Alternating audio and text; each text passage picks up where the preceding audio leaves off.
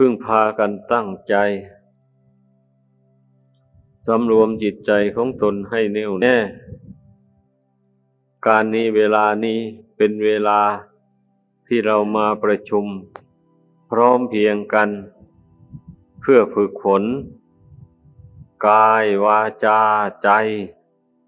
ให้เข้าถึงความสงบกายก็อยู่นิ่งๆวาจาก็ไม่พูดอะไรเลยในขณะนี้ใจก็พยายามโน้มสติยั่งเข้าไปตามลมหายใจเข้าหายใจออกให้สติมันยั่งเข้าไปถึงจิตไปควบคุมจิตไว้ภายในจิตนี้ถ้าสติยั่งเข้าไปถึงแล้วมันหยุดคิดได้เลยการที่มันคิดไม่หยุดก็เพราะสติมันยั่งเข้าไปไม่ถึงควบคุมไม่ได้มันจึงได้คิดไม่หยุดไม่หย่อนเลยมันไม่ใช่เพราะเรื่องอะไรให้เข้าใจตามปกติของจิตนี่มันก็ต้องคิดถึงเรื่องราวต่างๆเป็นธรรมดาอยู่อย่างนั้นแหละแล้วทีนี้การที่เราจะหยุดคิดลงไปได้นั่น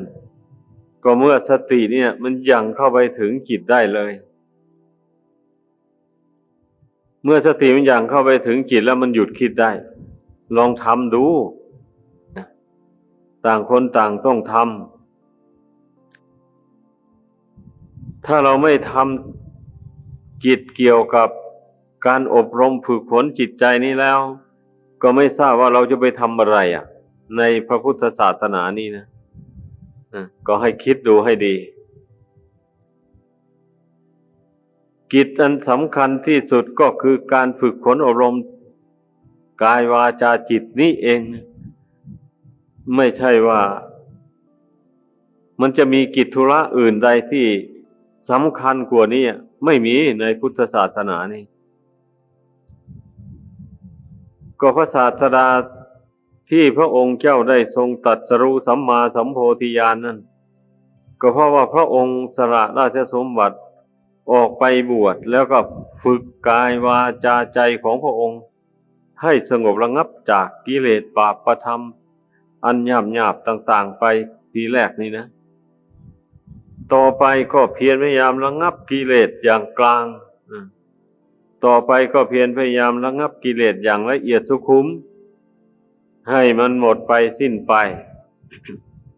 ก็จึงได้ตรัสรู้สัมมาสัมโพธิญาณอันนี้พวกเราที่เป็นบริษัทของพระองค์เนี่ยก็ต้องให้พากันรู้จักความมุ่งหมายของพระพุทธเจ้าพระพุทธเจ้าทรงมุ่งหมายที่พระองค์เสด็จออกบวชก็เพื่อละกิเลสให้หมดสิ้นไปทีนี้เมื่อตรัสรู้สัมมาสัมโพธิญาณแล้วมาทรงแสดงธรรมที่พระองค์เจ้าตรัสรู้แจ้งแล้วนั้นให้พุทธบริษัททั้งหลายฟังก็เพื่อให้พุทธบริษัททั้งหลายจำเอาอุบายธรรมะของพระองค์แล้วไปประพฤติปฏิบัติตามฝึกให้เป็นไปตามที่พระองค์เจ้าแนะนำสั่งสอนนั้นนี่จุดประสงค์ที่พระองค์เจ้าทรงแสดงธรรมโปรดเวนยสัตว์ทั้งหลายนะไม่ใช่ว่าแสดงให้ฟังเพลินๆสนุกไปเฉยๆอย่างนั้นไม่ใช่ทรงชี้แนวทางปฏิบัติให้การที่บุคคลจะละกิเลสบาปธรรมได้ต้องปฏิบัติกายวาจาใจของตนอย่างนี้นี่ถ้าไม่ปฏิบัติอย่างนี้นั้นจะละกิเลสบาปธรรมต่างๆไม่ได้เลยเช่นอย่างว่าผู้ที่ไม่เพียรละความโลภออกจากจิตใจอย่างนี้นะมันจะให้ทานไม่ได้เลยเมื่อให้ทานไม่ได้ก็ไม่ได้บุญจากการให้การบริจาคทานนั้นแต่นี้ผู้ใดยังมีความโกรธหนาแน่นอยู่ในใจไม่เพียรพยายามละความโกรธไม่เห็นโทษแห่งความโกรธอันนั้นไม่เพียรละมันให้เบาบางไว้จากจิตใจเช่นนี้ผู้นั้นจะรักษาศีลให้มั่นคงไปไม่ได้เลยอย่างนี้แหละ เพราะว่าบุคคลผู้มีความโกรธอยู่ในใจเนี่ย มันก็พอใจแต่ในการเบียดเบียนบุคคลอื่นและสัตว์อื่นนั่นแหละลักษณะอาการแห่งความโกรธมันเป็นอย่างนั้น มันขาดจากความเมตตาเมื่อความโกรธเกิดขึ้นแล้วความปรารถนาที่จะให้บุคคลอื่นสัตว์อื่นเป็นสุขโดยทั่วกันไม่มีในจิตใจของผู้นั้นเลยเป็นอย่างนั้นผู้ที่มีเมตตากรุณานะเพราะว่าระงับความโกรธออกจากจิตใจถึงแม้ยังละไม่ขาดก็ตามแต่ว่าโดยอาศัยสติสมาธินั่นแหละครอบงำจิตใจไว้จิตใจสงบลงไปกิเลสเหล่านี้มันก็สงบตัวลงไปมันเป็นอย่างนั้นเรื่องมันนะทีนี้ตอนที่จะถอนรากถอนโคนของกิเลสเหล่านี้ออกได้ก็มาเจริญวิปัสสนาปัญญาให้เกิดขึ้นมันก็เป็นอย่างนี้แหละมาพิจารณาให้เห็นโทษแห่งความยึดถือของจิตใจนี่เพราะใจนี่ไปยึดถือขันธ์ทั้งห้าอันนี้ว่าเป็นตัวเป็นตนแล้วนี่แหละเป็นบ่อเกิดของความโลภความโกรธความหลงต่างๆนะเกิดจากความยึดถือเนี่ยเมื่อวิปัสสนาญาณบังเกิดขึ้นแล้วมันก็จะเบื่อหน่ายในความยึดถืออันนั้นเพราะมันเต็มไปด้วยทุกข์ด้วยโทษ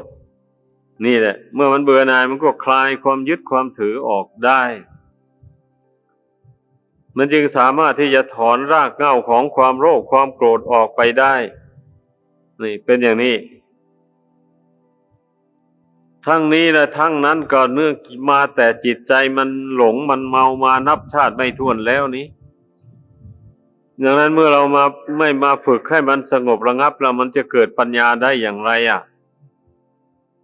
จิตนี่ตกเป็นทาสของกิเลสนั่นมานานเหลือเกินนี่ไม่รู้ว่ากี่ชาติกี่ภพแล้วล่วงแล้วมานะลองนึกทบทวนดูให้ดีบัดนี้นะเมื่อเราเกิดมาในชาตินี้นะถึงแม้ว่าจะมีกิเลสตัณหาติดสอยห้อยตามอยู่กิเลสส่วนที่เป็นบุญกุศลก็มีมันก็ชักจูงให้จิตใจนั่นทำบุญทำทานรักษาศีลไปตามมีตามได้อานิสงส์ทานอานิสงส์ศีลเหล่านั้นแหละอานิสงส์ฟังธรรมหมู่นั้นแหละติดสอยห้อยตามมาอำนวยผลให้ในชาตินี้ให้เราได้มาสนใจในพระธรรมคำสอนของพระพุทธเจ้าแล้วยินดีประพฤติปฏิบัติตามพระธรรมคำสอนนั้นถึงแม้กิเลสมันจะยังมีอยู่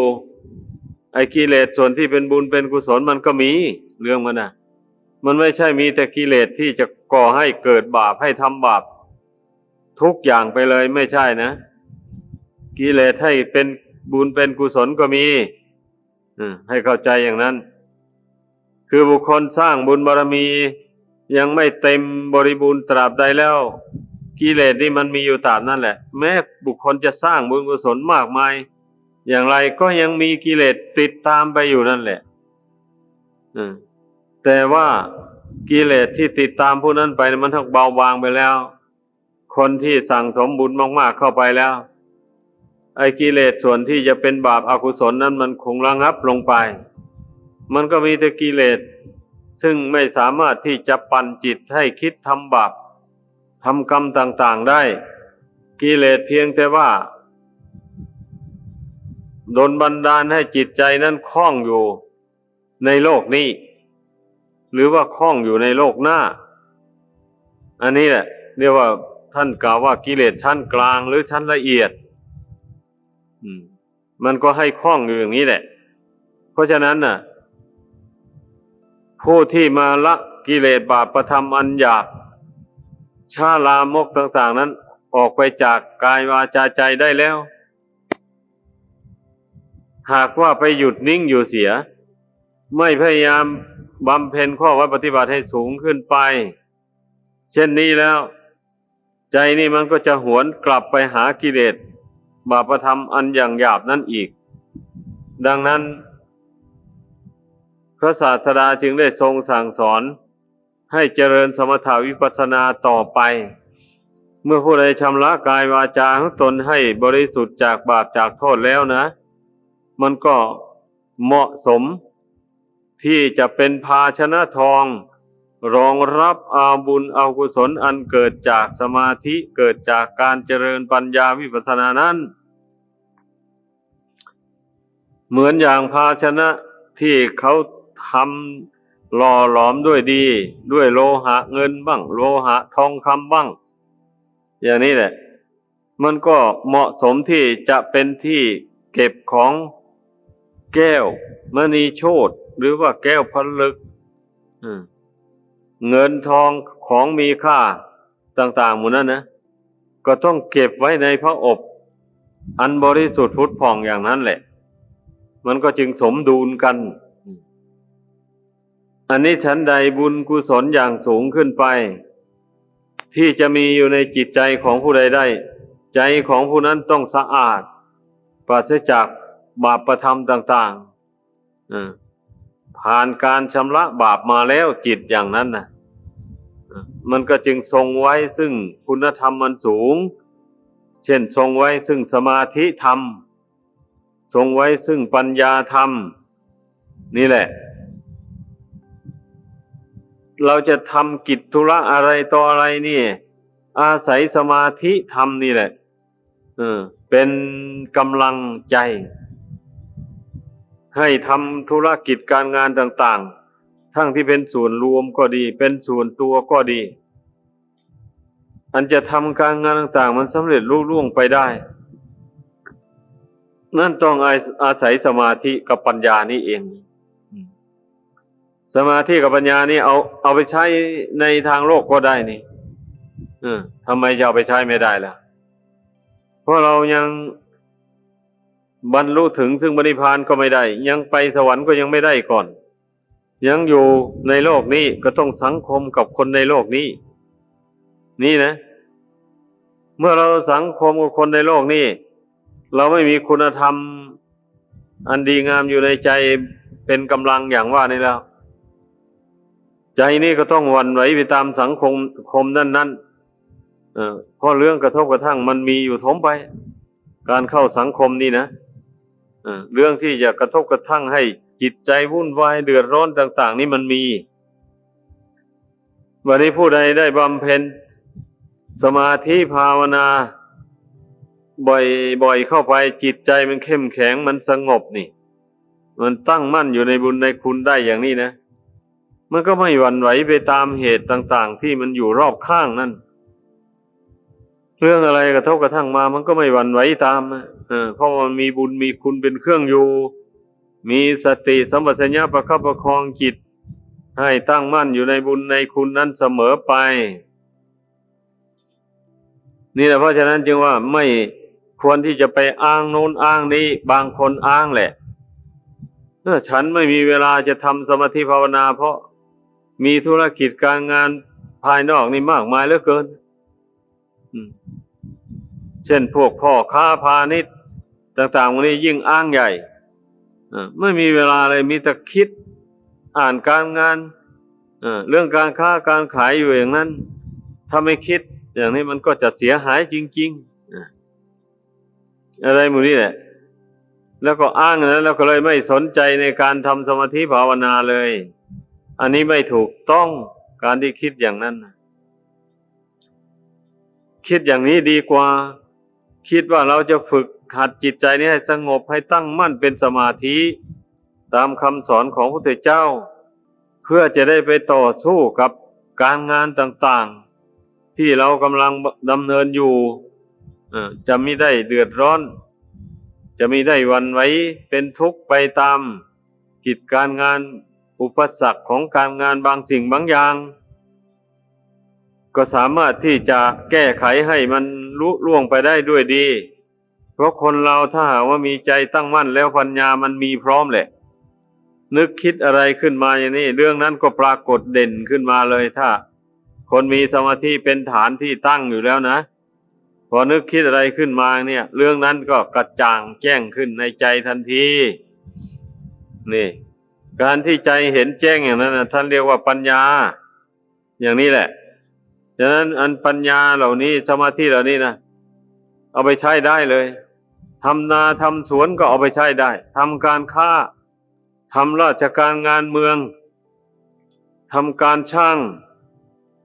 ทำการเป็นหมอเยียวยารักษาคนไข้หมู่นี้ยิ่งต้องการสมาธิปัญญามากทีเดียวแหละพวกหมอเกี่ยวกับการวินิจฉัยโรคของผู้เจ็บป่วยทั้งหลายถ้าใจไม่แน่วแน่แล้วจะวินิจฉัยโรคต่างๆไม่ค่อยได้เลยอันหมู่นี้นะให้พึ่งพากันเข้าใจไม่ใช่ว่าการเจริญสมาธิปัญญาหมู่นี้นี่เพียงแต่มุ่งว่าจะละกิเลสให้ขาดหมดไปจากกิจใจอย่างเดียวเท่านั้นจะเอาไปใช้อย่างอื่นไม่ได้เลยอย่างนี้ไม่ได้หมายอย่างนั้นถ้าเช่นนั้นน่ะท่านผู้เป็นพระโสดาบันก็ยังครองเรือนอยู่เยอะแยะในครั้งพระพุทธเจ้านั่นน่ะท่านก็จะเสื่อมไปแล้วสิพระโสดาบันเช่นอย่างนางวิสาขาอย่างนี้นะอนาถาบิณฑิกพวกเนี้ยเป็นพ่อค้าแม่ค้าใหญ่เลยทีเดียวพอเป็นเศรษฐีเนี่ยทำการค้าอะไรก็ค้ามากขายหลายท่านก็เอากำลังของสมาธิปัญญานี่แหละไปใช้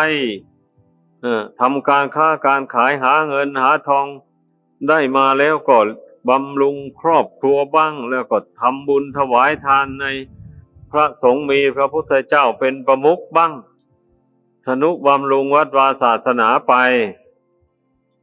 นี่เพราะฉะนั้นแหละการทำการงานที่ปราศจากโทษเนี่ย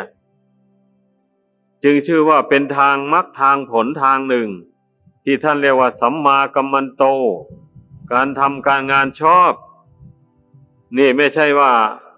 เป็นคุณธรรมอันต่ำๆนะบุคคลผู้ทำการงานด้วยความชาญฉลาด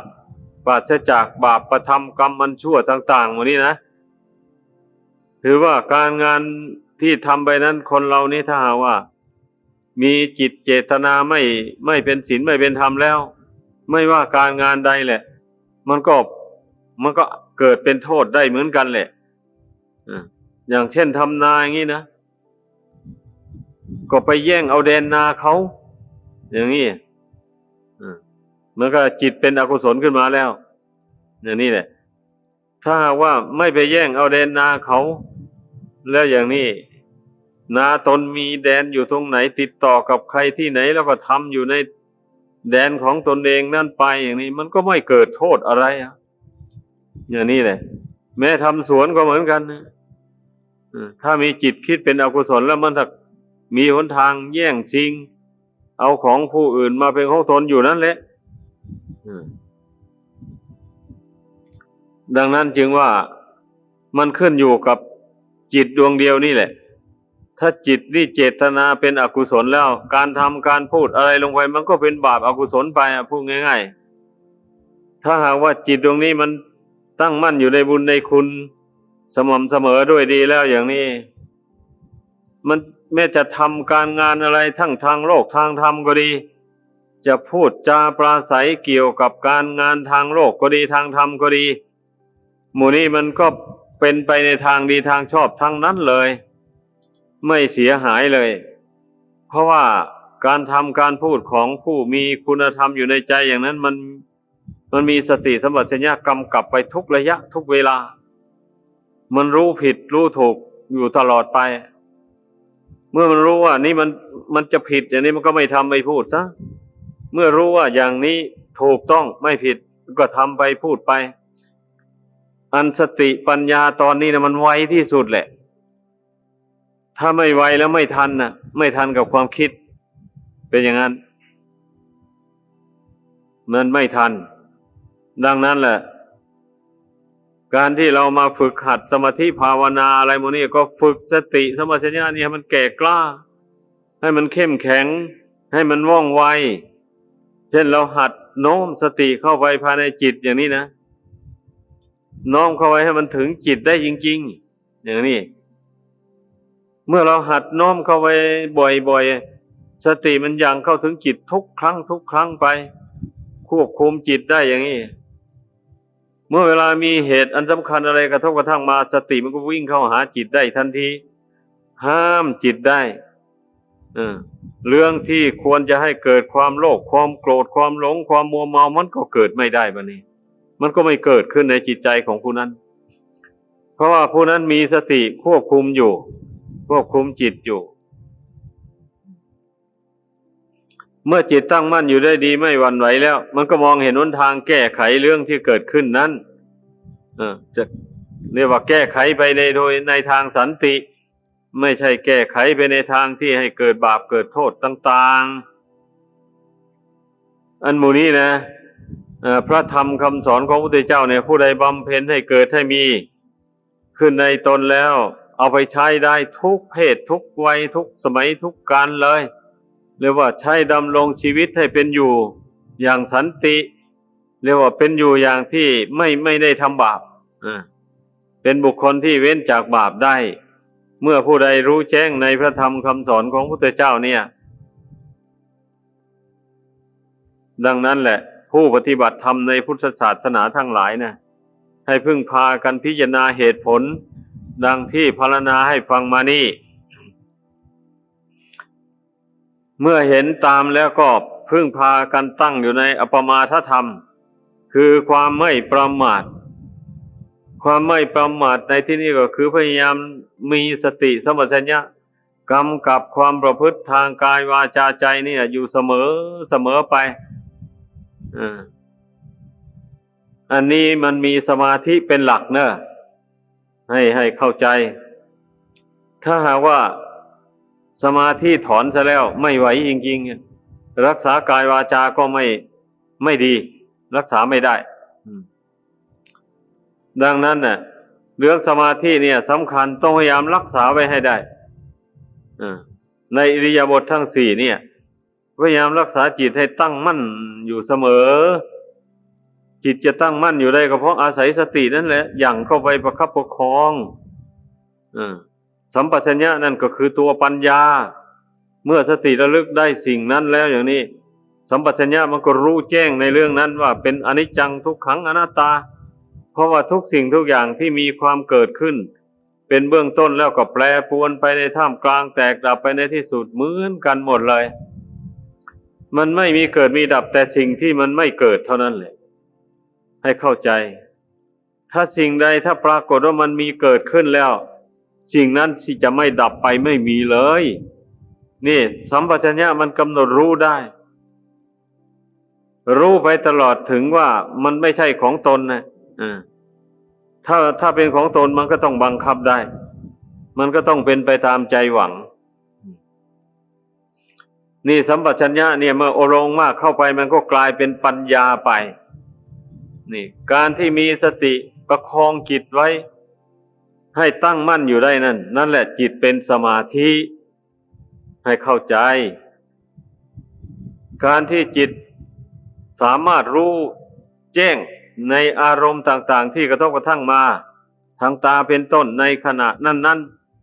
อันนั้นแหละคือวิปัสสนานี่พอรู้แจ้งตามเป็นจริงแล้วไม่ยึดมั่นไม่ถือมั่นไว้รูปมากระทบตาอย่างนี้จิตไม่ยึดมั่นแล้วรูปนั้นสัญญาในรูปนั้นมันก็ดับไป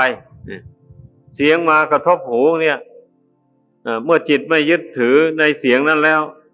สัญญาในเสียงนั้นมันก็ดับไปเป็นต้นเหล่านี้แหละมันสำคัญอยู่ที่จิตนี่ห้ามจิตได้จิตตั้งมั่นลงได้นี่สำคัญมาก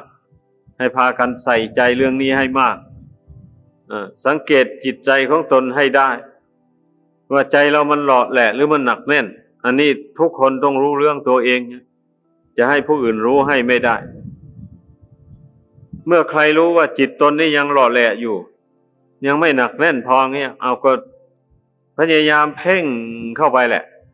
อาศัยการเพ่งนี่แหละทำให้ใจมีกำลังเข้มแข็งไม่หล่อแหละ